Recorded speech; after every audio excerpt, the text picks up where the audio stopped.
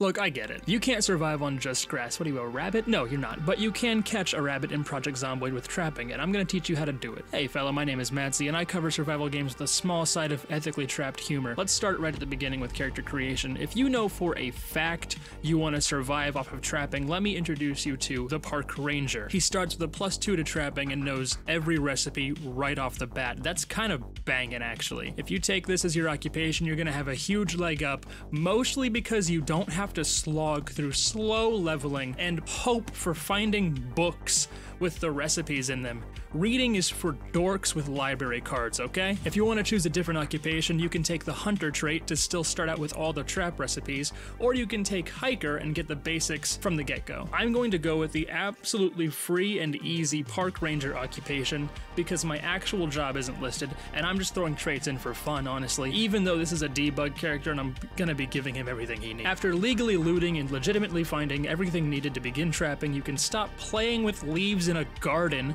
and broaden your horizons to the wonderful world of savory meat. First, make sure there's 75 tiles between your traps and your base, or else you will not catch anything. Don't even put these within 75 tiles of an area that you frequently go to, as that's enough to cut off your meat supply. You know what, don't even check these traps, period, let the zombies do it for you. That is actually a small side effect of having these traps. If you let the meat stay for too long, it will attract nearby zombies, and that's scary. The best way to get the most out of your traps is to know which zones the animals you're targeting likes to be in. You'll find more mice and rats in trailer parks and towns. Birds can be found more frequently in farms, squirrels like forests, and your big moneymaker, rabbits with a W, those bad boys are found in deep forests, probably hunting ducks. That joke is stupid. Let's start with small stick traps. These things are generally easy to make, only needing 1 twine and 4 sturdy sticks. The best bait by far for these is worms, which never rot and are gathered a lot easier than some baits I'll be talking about later. Now, I haven't used stick traps yet, and I'll get into why here soon, but a Trowley commented on my previous video saying stick traps will break around every 2 to 5 days,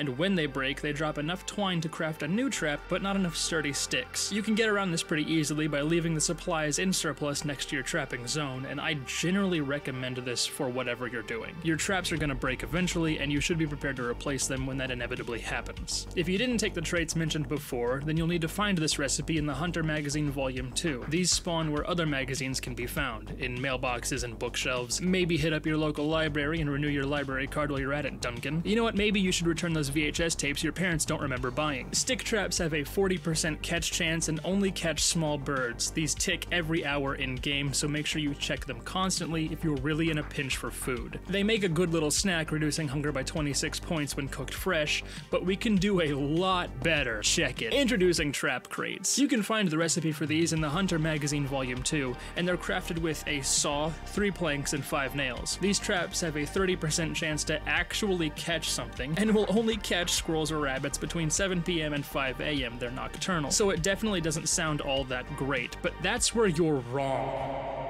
Sure, the percent chance to catch something and the time frame is far lower, but the game you'll be catching, while still small game, is the biggest you can catch in Project Zomboid as of build 41. At a whopping 0.2 weight, these rabbits will reduce your hunger by 52 points when cooked fresh, and that's pretty dang good. That's enough to feed a small army. An army of 1 because Superb Survivors frustrates me and I don't know if I can go back to that mod. Okay, so both types of traps take a certain kind of bait, and each bait has a value for its effectiveness. I'm going to quickly run through baits for the stick traps, but just use worms. There's no point to use bread or anything else. So here you'll see bread and worms have a value of 50, while corn and cereal have a value of 45, and that's like the only 4 you can use for birds. Like I said earlier, just use the worms. You're gonna have a surplus of these if you start a farm, and even if you don't start a farm, you can just dig furrows in the ground and you'll find enough worms for these. Now for the important stuff, if you're growing your own vegetables, I would recommend you tithe 10%, put 10% towards your crate traps, and do whatever you want with the other 80%. This is literally just how I handle money, and it works. You know what else works? Carrots. With a value of 45, these are the best vegetables to use to trap rabbits. Actually, any vegetable you can grow can be used, but carrots take the least time to grow and require the least water. But you will need at least 12 seeds to plant 1 tile, so you might want to hit up your local rural king, bub. As of right now, these 2 traps are really all you need to gather plenty of meat, and until future updates, there really is no reason to move past these 2. In the beginning, you'll need to level up your skill for sure, but I really wouldn't bother bother with it past 2 or 3. Leveling up is just about as simple as sneaking everywhere until the Jarl can't see you in front of him. Just check on your traps, harvest the meat, replace the bait, leave and repeat bars. You can also read the books while you're waiting for the traps to pay their dividends, but if you're lucky and you get trapping for beginners before your 6th day in the world, you can watch my favorite television program, Life and Living TV, at 6 p.m. for a special episode of Exposure Survival that goes over trapping for a huge bangin' certified EXP boost. While you're out there gathering enough dead rabbits to feed you through hopefully many winters to come, you'll need to think about storage and preservation. The absolute best way to keep your meat, and honestly every other food item fresh, is to find and loot an ice freezer. Set up as many of these as you can, if you can. They slow the rate of spoiling by 25 times. That's just fantastic for keeping all that hard work from turning into a rotting disappointment. Speaking of rotting disappointment, I gotta come clean. I only added all that leveling stuff in just so you have the information. Right now, you don't even need to use that many traps because there's other ways to get meat in this game, and I would argue they're more reliable. Relying on looted food items for the long term is a foolish choice, sure, but if you're near a body of water and need food, you can fish to sustain yourself. If you're living off of only vegetables, it's not exactly the best choice, but you can do it. Furthermore, if you're still nomadic and haven't chosen a spot to turn into a defendable base, then traps really aren't going to help you all that much, as you're most likely in the beginning stages of the game and can rely on looted food. I'll be doing a fishing guide soon, but for now enjoy your trapped meats, and may they sustain you until then.